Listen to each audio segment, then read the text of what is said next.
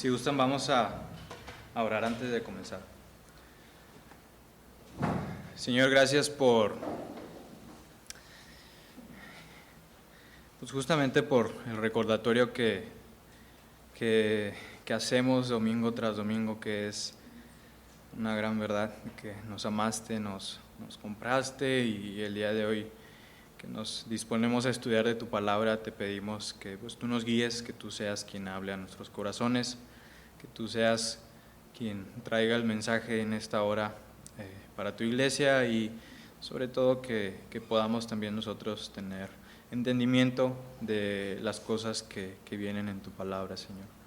Te pedimos todas estas cosas por los méritos de nuestro Señor Jesucristo. Amén.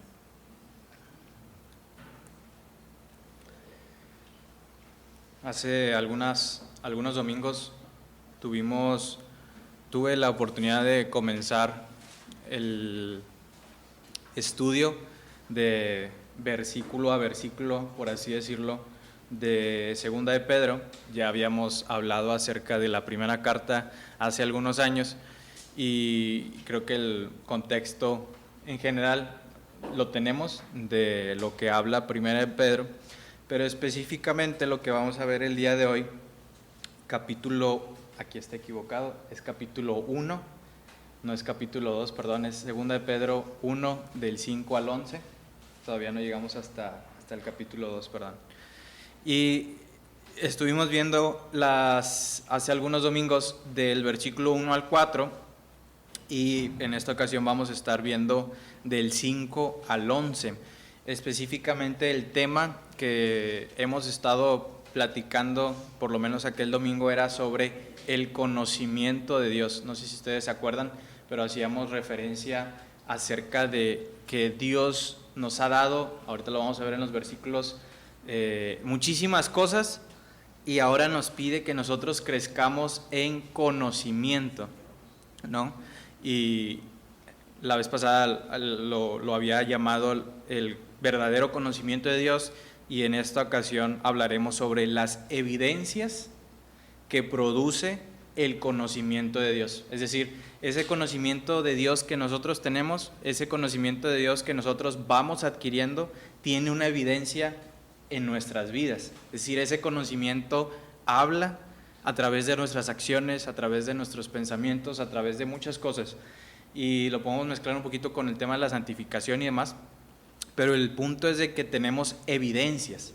Es decir, hay evidencias que deben de ser palpables de que nosotros tenemos el conocimiento de Dios. Y como breve contexto está el versículo del 3 al 4. Aquí en la partecita arriba era el tema pasado, los beneficios del conocimiento de Dios.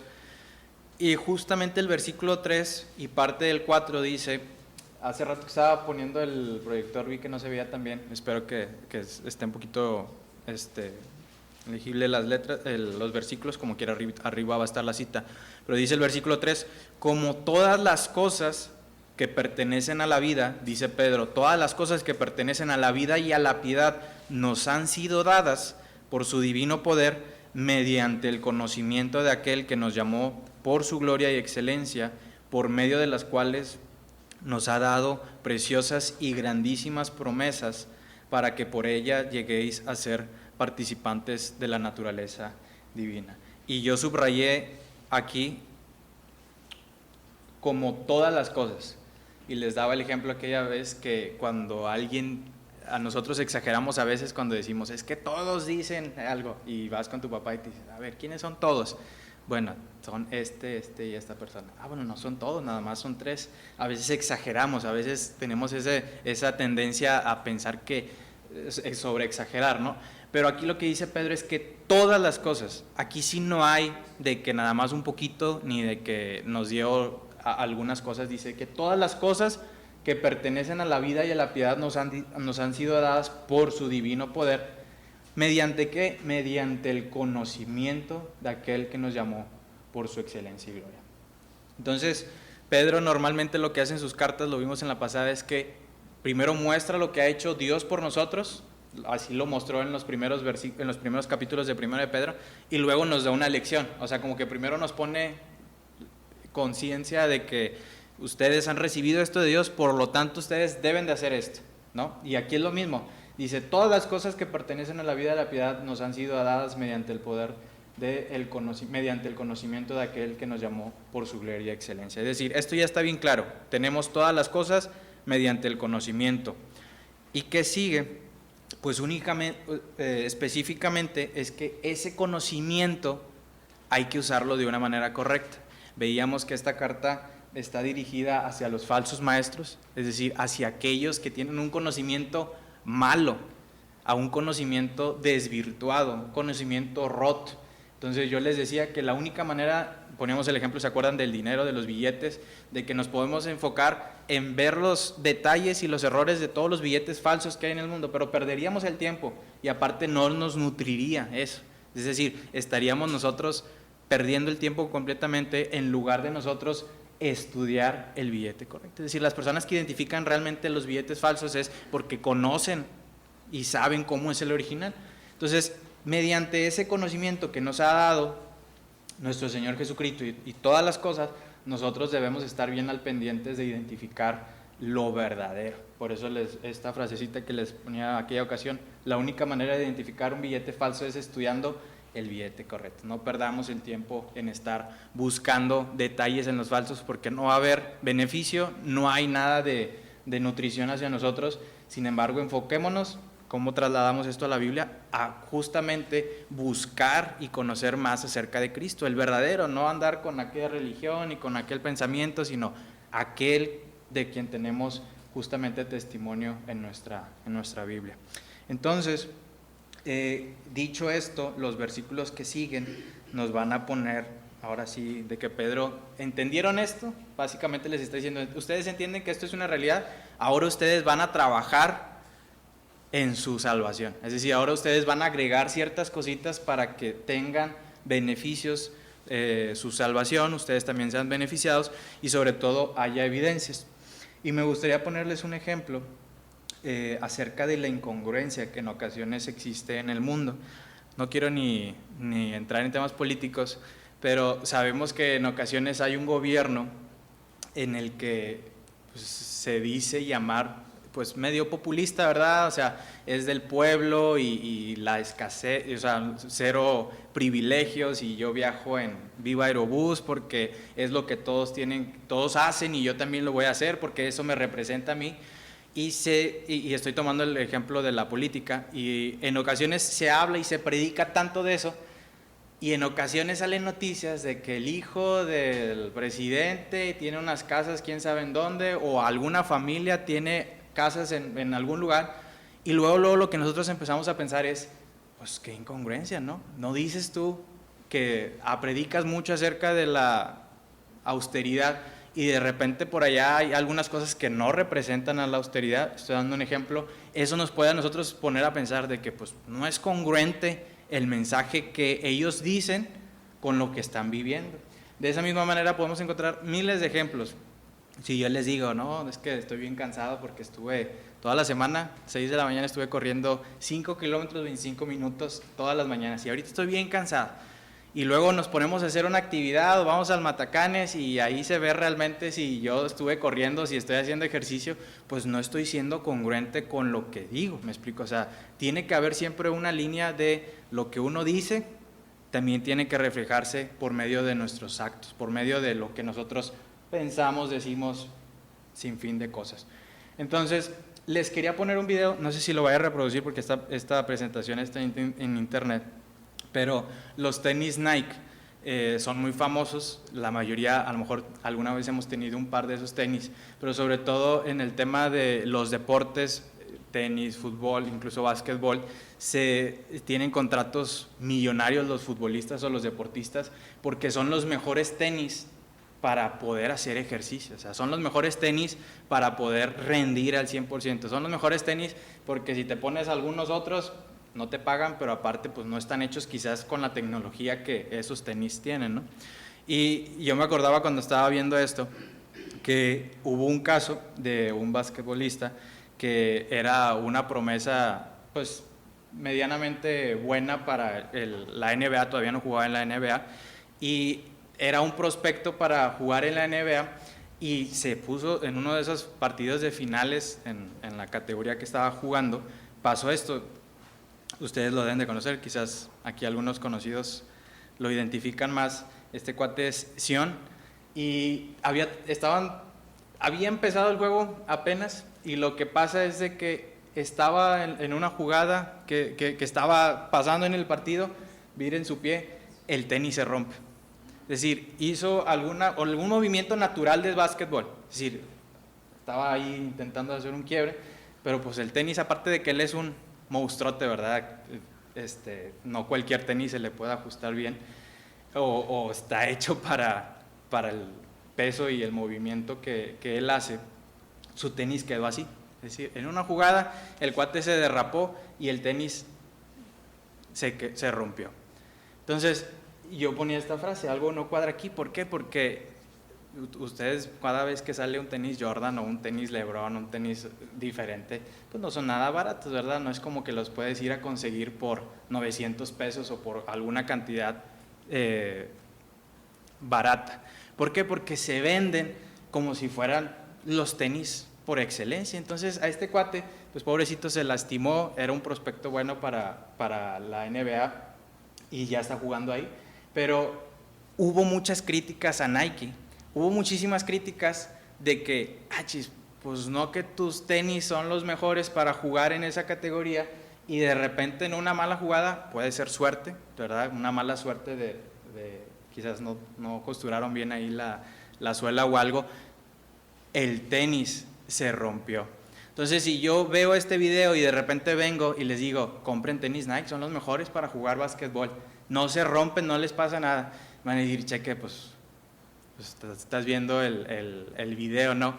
Insisto, hay otros ejemplos. Yo por lo menos algunos tenis sí me han durado bastante, los Nike, no estoy hablando mal de ellos, pero vemos este tipo de cosas y decimos, no cuadra. O sea, no cuadra que después de un partido así tú puedas recomendar este tenis. O sea, ya de plano ese tenis yo creo que ya no pasa como una recomendación. ¿Por qué? Porque lo que se dice de él o cómo se vendió no representa lo que sucede. Es decir, a la hora de la hora no está como tanto lo presumieron, ¿no? Justamente lo que vamos a hablar el día de hoy, les decía hace ratito, son 3 marcas o 3 evidencias del conocimiento de Dios en nuestras vidas. Y ahorita vamos a usar de ejemplo vamos a regresar a los ejemplos que ahorita les estaba dando.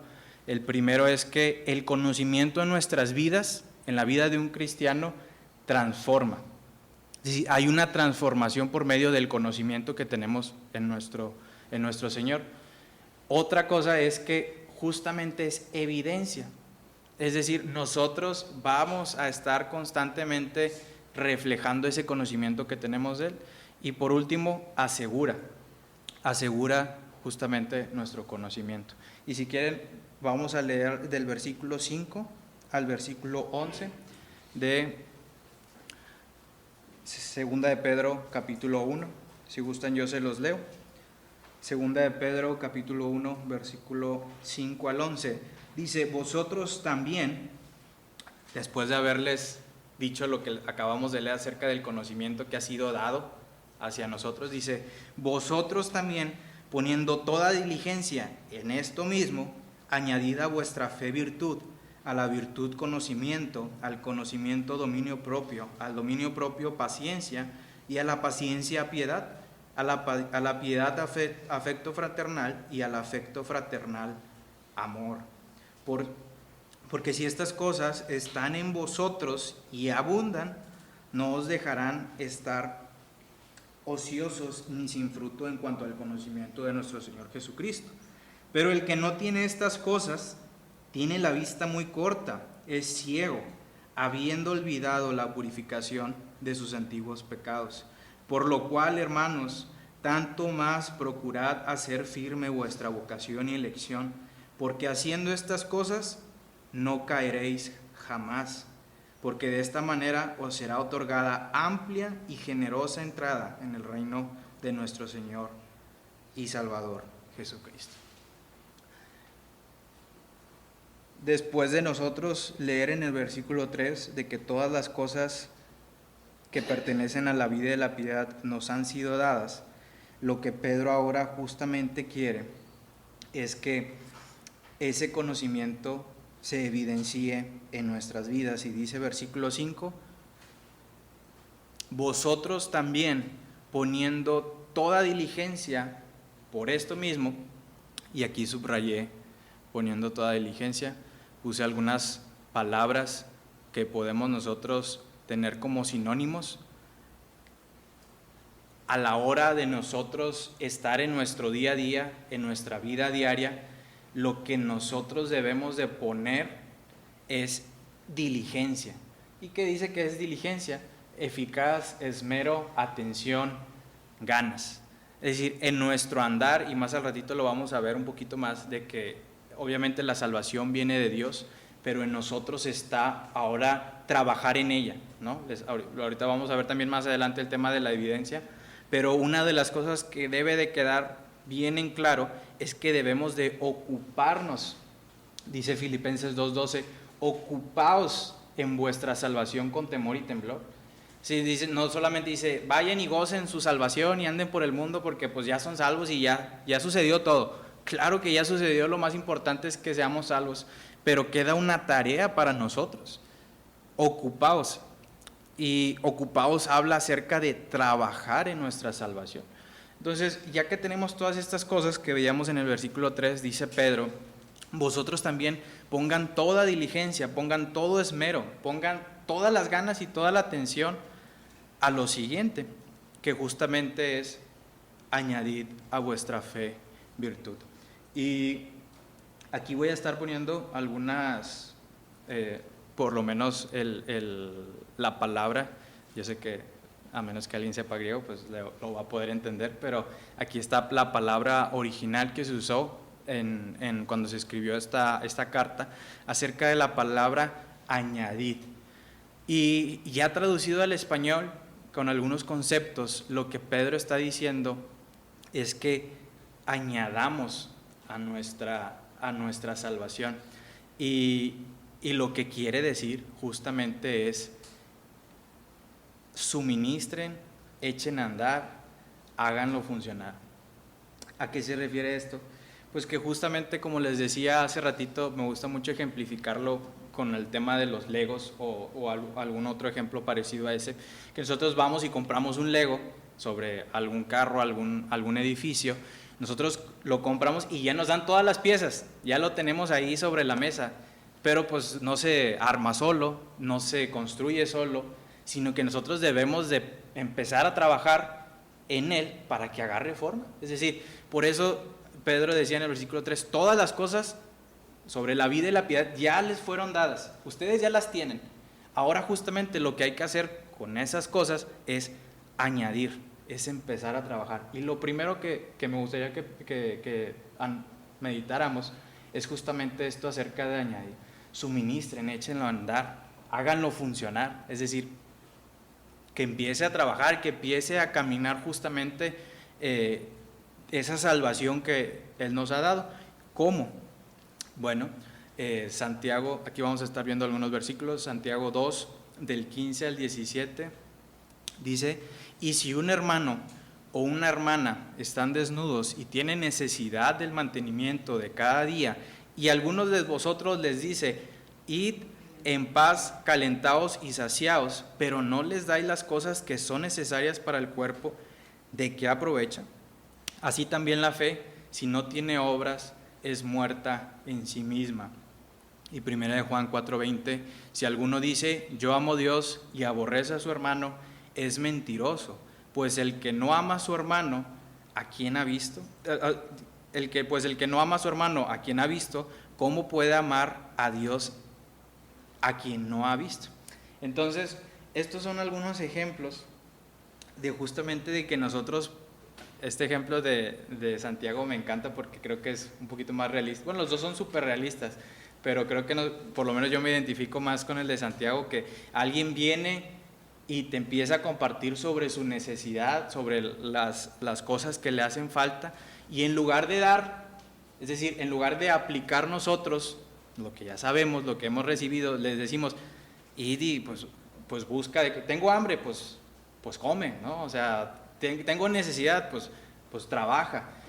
Obviamente hay límites y hay ciertas cosas que no debemos nosotros facilitar al 100%, no hacer, no quiero meterme en otros temas, pero el tema de apoyar, si nosotros tenemos la oportunidad de hacerlo, justamente es un reflejo de lo que el Señor ha hecho en nuestras vidas. ¿Por qué? Porque estamos dando aquello que creemos, ¿no? En lugar de ir y mandarlos a que se sacien o vayan a buscar otro lado, dice Santiago, pues ¿de qué aprovecha que hagan esto? Así también la fe, si no tiene obras, es muerte en sí misma.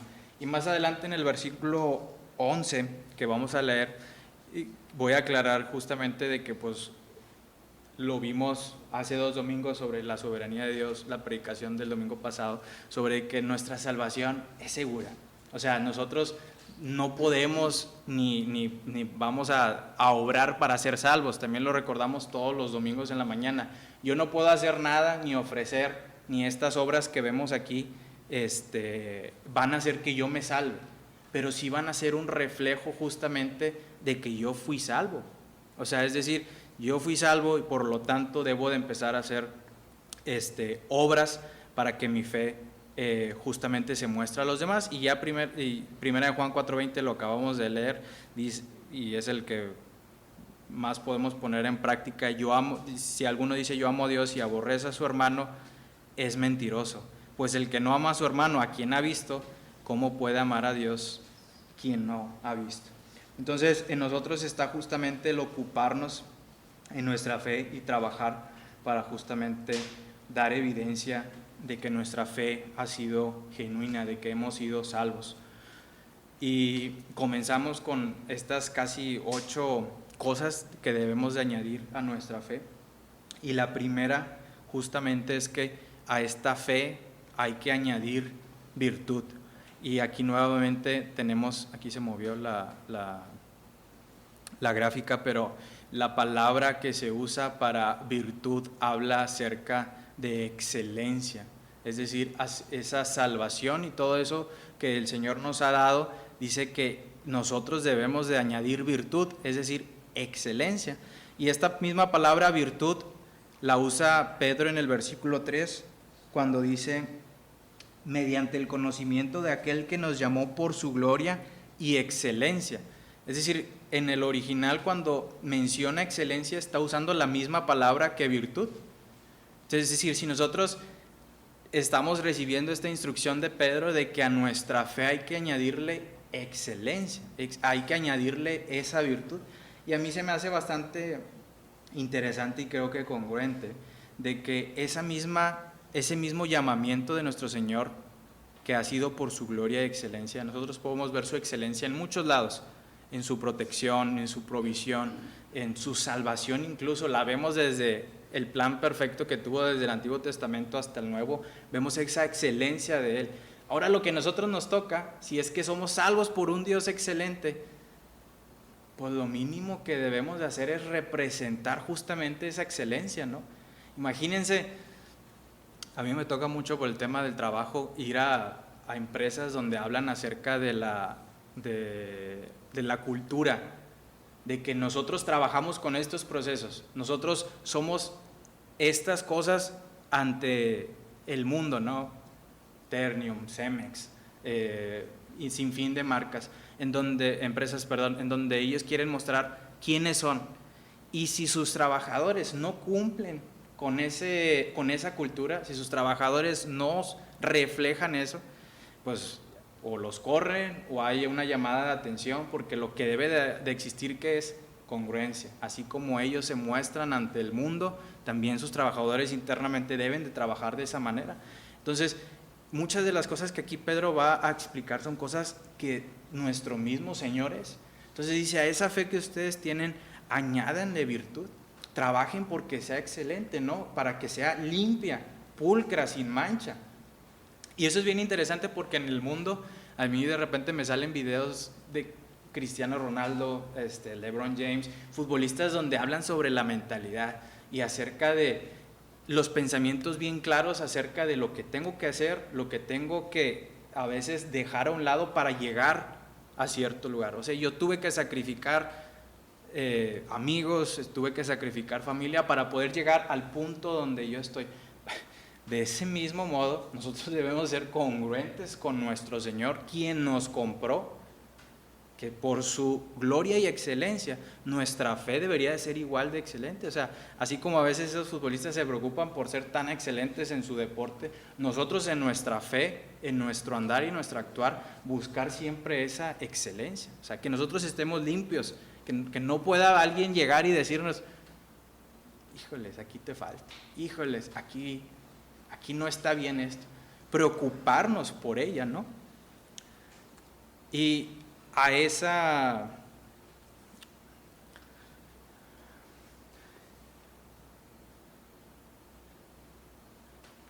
aquí no le puse virtud, pero era dominio propio.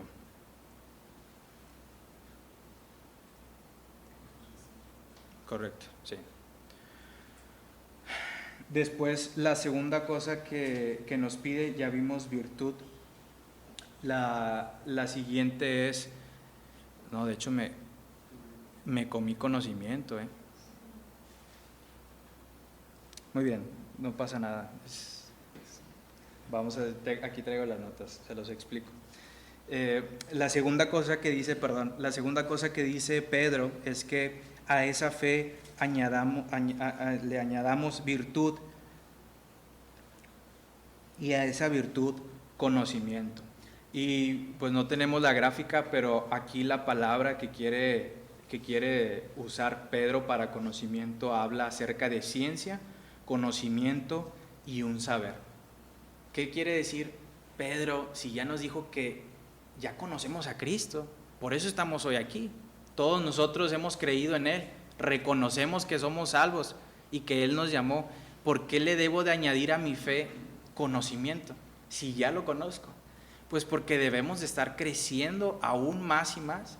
Es decir, no se tiene que quedar únicamente en ese conocimiento que tuvimos al principio, sino que aparte de la virtud, a esa virtud se nutre o se va llenando con conocimiento que tenemos acerca de Él. Entonces, ese es por el lado de conocimiento. Y después del conocimiento sigue dominio propio, que tampoco está aquí. Si aquí está slide, está paciencia. Pero al dominio propio, para mí es muy, muy clave. Voy a ver por qué no está, porque aquí está. Ya vi por qué.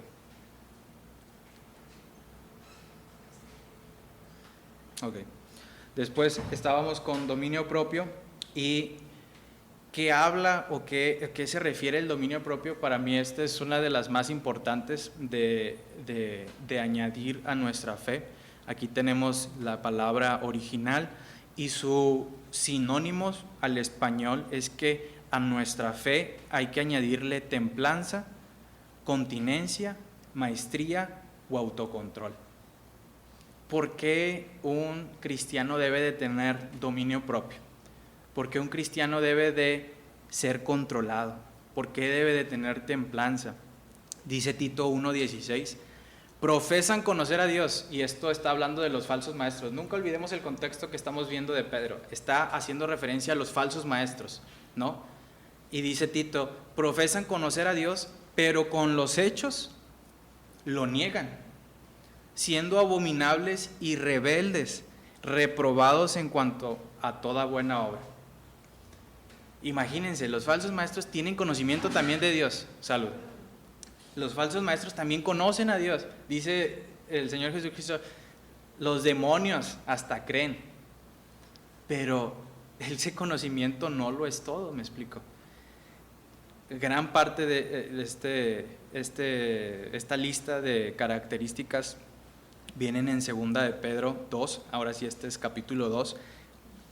Si el Señor nos da oportunidad, lo vamos a ver más a futuro, hablando acerca específicamente de los falsos maestros.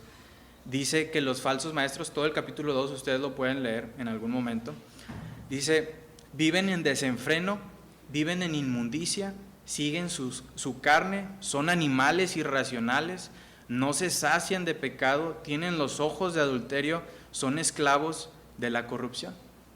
Es decir, los falsos maestros, los que dicen que conocen a Dios, pero no, son todas estas cosas. Y yo por lo menos leo todas estas características y veo cero dominio propio. Viven en desenfreno, es decir, sus vidas están de allá para acá, no tienen autocontrol, no se sacian de pecado, tienen los ojos puestos en adulterio. Entonces, parte justamente de ese dominio propio que debe de estar en nuestra fe es justamente para diferenciarnos de las obras de los falsos. Aquí habla acerca de los falsos maestros, pero en general justamente, como les digo, todo viene sobre la idea de las evidencias que debe de haber en nuestra fe, las evidencias que sí debe de haber en un cristiano, ¿no? Y aquí está conocimiento.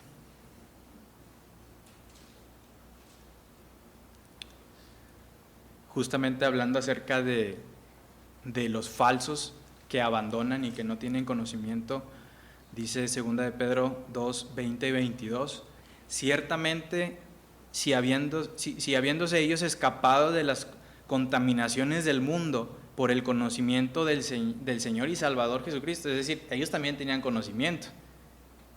Dice, ellos se escaparon de las contaminaciones del mundo por el conocimiento del Señor y Salvador Jesucristo, enredándose otra vez en ellas, son vencidos. Su postrer estado viene a ser peor que el primero. Me salto el 21 y leemos el 22. Pero les es acontecido lo del verdadero proverbio: el perro vuelve a su vómito y la puerca lavada a revolcarse en el cieno. Es decir, sus vidas son esas que llegan, están un ratito, se van y se revuelcan otra vez en el cieno, en su vómito, y vuelven otra vez. Es decir, son inconstantes, no tienen ese dominio propio, o sea, no están firmes. Y ese es justamente el reflejo acerca de los falsos, que los falsos abandonan, no están presentes ni constantes.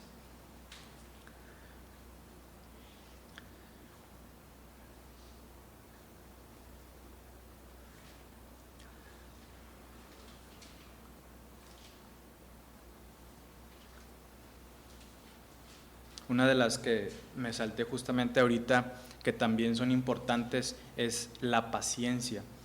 Y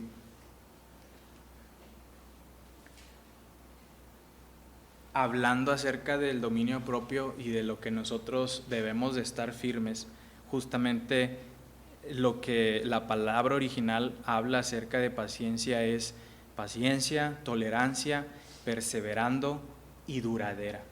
Es decir, justamente esa paciencia que nosotros debemos de agregar a nuestra fe no es solamente por un día, por una hora, por un ratito, por el domingo o el miércoles que vengo a la iglesia, sino que justamente la paciencia nos hará perseverar y hacer duradera nuestra fe. Es decir, estar constantes, no menguando como lo veíamos ahorita, que vienen y van, se mueven y regresan, sino que siendo pacientes, siendo perseverantes, haciendo que sea duradera, vamos a hacer que llegue hasta el fin, justamente del tiempo donde nosotros dejemos de estar aquí en la tierra, ¿no? O sea, el tiempo que nosotros estemos aquí, justamente que el Señor nos lo conceda, debemos de estar con nuestra fe aplicándola en paciencia.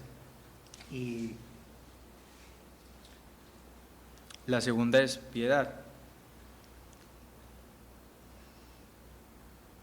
Aquí está. La piedad habla acerca de devoción. Y devoción me gusta mucho porque también la usa en el versículo 3, a ver si lo tengo aquí, ¿no? El versículo 3, esta palabra donde se menciona la piedad, es que como todas las cosas que pertenecen a la vida y a la piedad nos han sido dadas por su divino poder. Y lo que podemos nosotros aprender acerca de esto justamente es que pues, el Señor Jesucristo ya nos dio todas las cosas, es decir, ya tenemos justamente esa piedad, ya la tenemos en nosotros, en nuestra vida, y lo que ahora nos toca hacer es justamente hacerlo, vivir en piedad, ¿no? Y una de las últimas cosas que estaba mencionando aquí Pedro, que ya la leíamos ahorita en Juan, es acerca de el afecto fraternal y el amor. Y en amor, pues se usa esta palabra que todos conocemos, acerca de ágape, habla acerca de amar, tener buena voluntad, y el afecto fraternal, pues ser buenos hermanos, tener amor con el prójimo. ¿Y por qué esto es importante? Pues justamente porque la diferencia entre un falso maestro y el verdadero creyente, justamente que el verdadero creyente ama. Dice Juan, ahorita lo leíamos, ¿cómo vas a amar a Dios a quien no has visto, y a tu hermano que lo ves todos los días, pues lo aborreces? Es decir, no lo puedes ni ver. Pues qué congruencia hay en eso, ¿no? Y esto hablando acerca del amor fraternal y el afecto fraternal y el amor. Y aquí lo leíamos ahorita, ahorita lo veíamos, si alguno dice yo amo a Dios y aborrece a su hermano, es mentiroso. Pues el que no ama a su hermano a quien ha visto, ¿cómo puede amar a Dios a quien no ha visto? Y ya de las últimas cosas que comienza a decirnos Pedro, terminando el versículo 5, 6 y 7, de todas las cosas que nosotros debemos de añadir, todas estas cosas que deben de estar presentes en nuestra fe, dice versículo 8, porque si estas cosas, todo lo que acabamos de leer, si estas cosas están en vosotros y abundan, no os dejarán estar ociosos ni sin fruto en cuanto al conocimiento de nuestro Señor Jesucristo. Y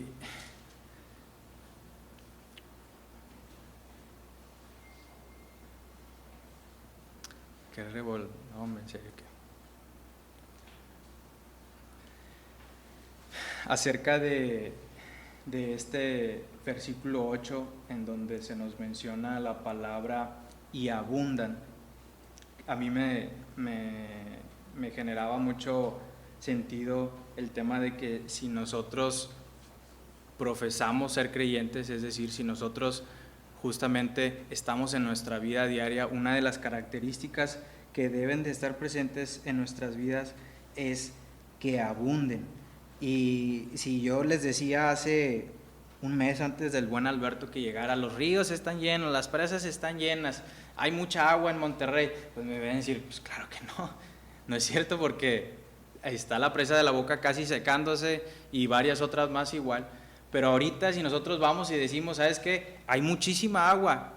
Y yo me acuerdo que mi papá venía en uno de esos días donde estuvo la tormenta y me mandó un video de cómo venía el río Santa Catarina y el agua estaba increíble. Yo creo que todos la vieron, cómo se estaba desbordando, cómo comió varios carriles, porque el agua abundaba. Es decir, ya no era así como que dudoso de que si había agua o no. ¿Habrá agua en los ríos? ¿Habrá agua en las presas?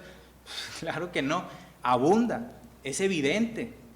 Y dice, estas cosas justamente deben de abundar en su vida.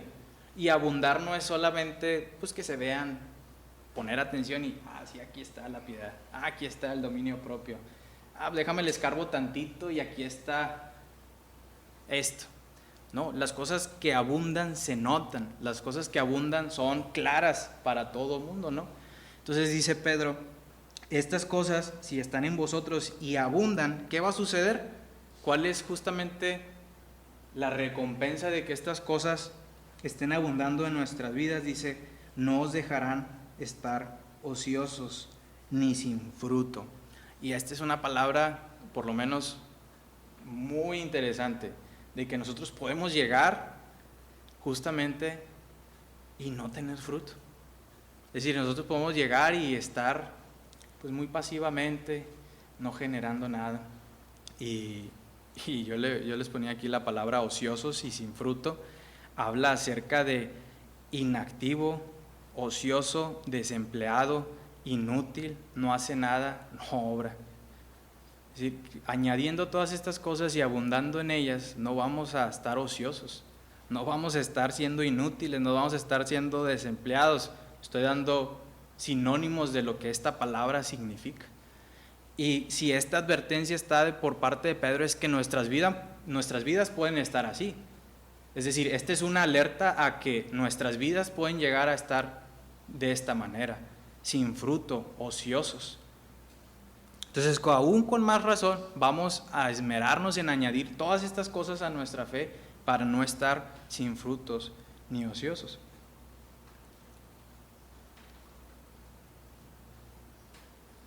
Y nuestro siguiente versículo es el versículo 9.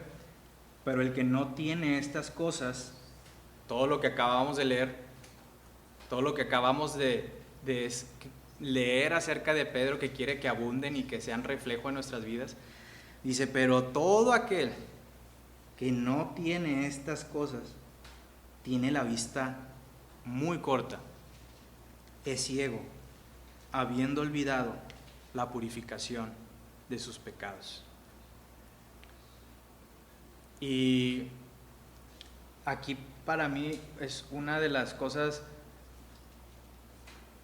creo que primordiales, hermanos, por las cuales a veces no añadimos todas estas cosas a nuestra fe o dejamos de hacerlas, es justamente esto: olvidando la purificación de sus antiguos pecados. Es decir, el hombre cuando olvida, yo me pierdo de repente en las calles. ¿Por qué? Porque olvidaba que estaba cerrada esa calle. De repente 8 de la mañana me meto a Constitución y oh sorpresa, voy a hacer 2 horas de aquí hasta el trabajo. ¿Por qué? Porque se me olvidó que estaban cerrados esos carriles. Es decir, las cosas y el pecado las hacemos justamente, dice Pedro, porque han olvidado la purificación de sus antiguos pecados. Y esto es bien importante en nuestras vidas: no olvidarnos de que hemos sido lavados, no olvidarnos de que hemos sido comprados. Tener un constante recordatorio de esto, tener un constante pensamiento todos los días, va a hacer justamente que no pequemos, que no tengamos la vista corta, que no seamos ciegos. Esto de la vista corta y ciego habla referente a los falsos maestros, justamente aquellos que no son creyentes, y lo vamos a ver. No quiero entrar mucho en detalle esto porque lo vamos a ver en el capítulo 2, pero esto no está hablando acerca de los creyentes, sino está poniendo un ejemplo de lo que son los falsos maestros. O sea, aquí Pedro quiere que veamos cómo son aquellos que no creen, cómo son aquellos que se van a perder, cómo son aquellos que están siendo usados, están usando a la gente para perdición.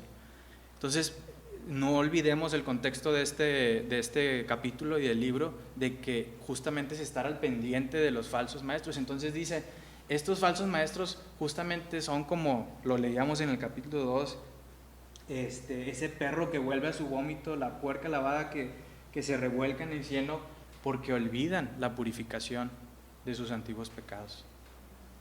Por eso Pedro habla acerca de que seamos pacientes, ¿no? Que tengamos dominio propio, de que no nos dejemos menguar, no dejemos de estarnos fluctuando, ¿no?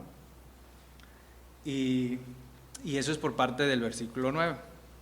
Versículo 10: por lo cual, hermanos, tanto más procurad hacer firme vuestra vocación y elección, porque haciendo estas cosas no caeréis jamás.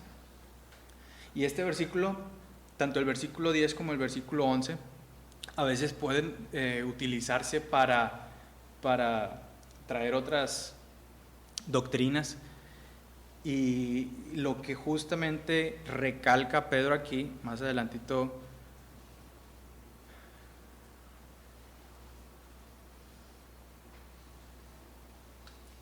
tampoco está,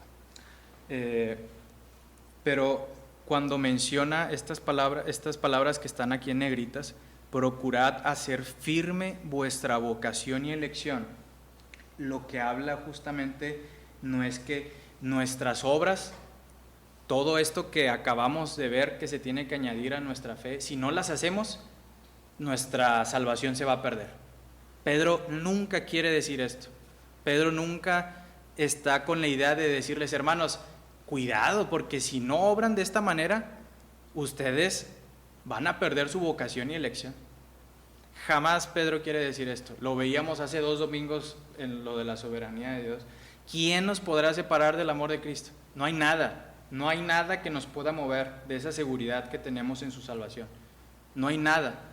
Pero lo que Pedro dice es, procurad hacer firme vuestra vocación y elección. Y lo que habla es justamente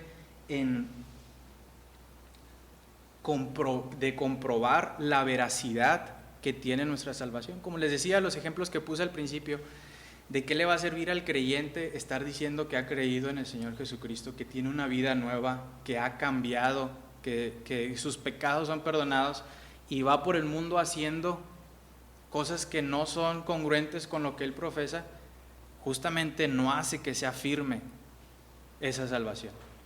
Es decir, ante el mundo, esa salvación que tanto profesa, pues no es tan segura ni tan congruente como dices, ¿no? ¿Por qué? Porque nuestra vida debe de tener evidencias. Entonces lo que Pedro dice, por lo cual, hermanos, tanto más, procuren, añadan, encárguense de que esa salvación, que es firme y veraz, que es excelente, lo leíamos, que no se puede mover, justamente sea adornada con sus hechos. Es decir, que nuestro vivir adorne esa salvación tan hermosa que nos ha dado nuestro Señor Jesucristo. Aquí hay 2 cosas bien interesantes que me gustaría nada más ya como último recalcar acerca de la seguridad y certeza de nuestra salvación. Ahorita mencionábamos la seguridad de mi salvación. ¿De quién depende? De Cristo. Es decir, mi seguridad en Él no va a cambiar porque yo estoy firme en Él. Sin embargo, la certeza de mi salvación sí depende de mí. Dice Hebreos, es pues la fe, la certeza de lo que se espera, la convicción de lo que no se ve. La fe es justamente esa certeza de lo que va a suceder, estar convencido, estar esperando. Y si yo por el mundo, en mi vida diaria, voy actuando y pecando, trayendo frutos no buenos, trayendo frutos podridos, mi certeza puede estar en duda. Es decir, hay muchos cristianos justamente que empiezan a dudar, que empiezan a sentirse tristes, que se empiezan a sentir alejados, porque justamente el estar añadiendo todas estas cosas que dice Pedro nos da certeza de que nuestra fe es firme. Nosotros podemos dudar, la gente puede dudar si la fe es para siempre, si la fe está presente, pero nosotros a la hora de estar haciendo todas estas cosas que dice Pedro, nosotros vamos a tener seguridad de nosotros mismos, vamos a decir, ¿sabes qué? Yo voy a vivir comprometido porque yo creo justamente que eso es verdad y lo voy a actuar. Y el actuar justamente, lo que leíamos ahorita, justamente va a traer un testimonio y va a adornar a nuestra salvación. Dice versículo 10, por lo cual, hermanos, tanto más procurad estar firmes en vuestra vocación y elección, porque haciendo estas cosas, otra promesa para nosotros, ¿qué va a suceder? No caeréis jamás. Haciendo todo lo que acabamos de leer, no van a caer. Vamos a estar firmes. Justamente lo que decía en el versículo 10, procurad hacer firme vuestra vocación y elección. Es decir, ahí está nuestra responsabilidad. Versículo 11, también para aclarar un poquito estos temas, dice, porque de esta manera os será otorgada amplia y generosa entrada en el reino eterno de nuestro Señor y Salvador Jesucristo. Y otorgada no habla acerca de que nos vamos a ganar nuestra salvación haciendo todas estas cosas.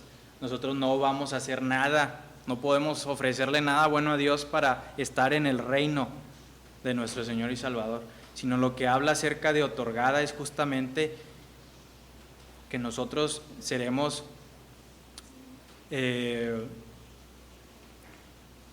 como le decía ahorita, ¿cuál era la palabra? Decorada. Cuando nosotros seamos justamente firmes y estemos perseverando, nosotros vamos a entrar en el reino de nuestro Señor Jesucristo y se nos será otorgada amplia y generosa entrada. Nosotros en la Biblia hemos leído muchas veces que vamos a tener recompensas en el cielo. Es decir, nosotros vamos a tener una recompensa cuando estemos allá, vamos a reinar con el Señor. Esa sí es una realidad, de que vamos a estar con Él algún día, todos lo vamos a estar, todos aquellos que hayamos creído. Pero en nosotros está justamente qué tan amplia y generosamente es esa entrada.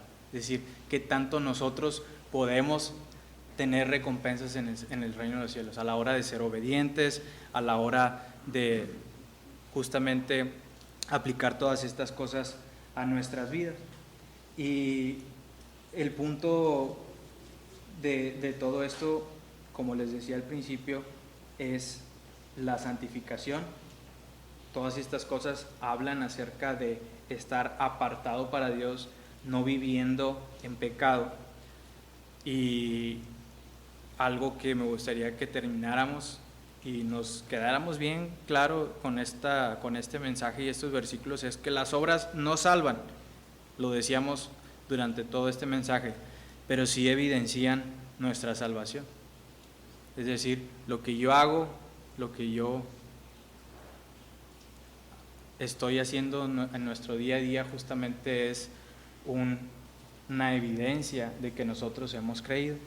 Y para mí esto es algo súper importante para todos, porque en este mundo donde hay muchísimas idolatría, hay muchísimas dudas, hay muchísimas incluso enemistades contra Dios, gente que está aborreciendo al cristiano, quiere matarlo, quiere acabar con él.